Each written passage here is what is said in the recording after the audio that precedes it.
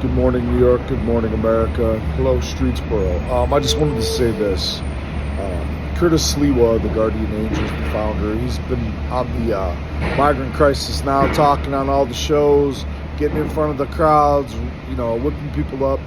Well, I started on this crisis warning people, telling people what was going on with the homeless and the unvetted migrants coming here, military-age men.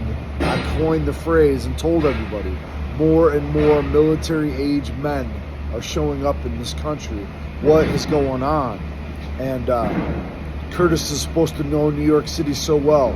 5 million people on TikTok interacted with those videos. So everybody knew what was going on, but I was the only one standing there. And the Port Authority police would say, what's going on, man? You're the only one. You got these people watching, but how come you're the only one protesting? And I stood there and people called me a racist. They called me a bigot. They told me they didn't want me in their neighborhood no more. They said that they didn't want me in their business charging my phone. They started pressuring me where I live to not stay there anymore. And I just want to say, a lot of you, when it was just the poor people, you didn't do anything. And I know we're getting past that point now because you're seeing what I was saying about the migrants was true. Many of them have done horrible, unspeakable crimes in not only one country, but two. But I took a lot of heat for that article September 18th of 2022. And again, with Curtis, with the stolen valor, saying that he did acts of heroism that he didn't do.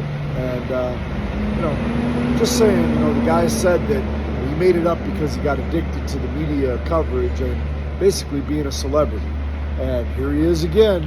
But when it was the poor people and it was the lowly of New York, Curtis and many of you, let's be honest, you were nowhere to be found. And I was telling you, look at what's going on and look at what it's doing to this community. The poorest people are suffering. They have no shelters to go to.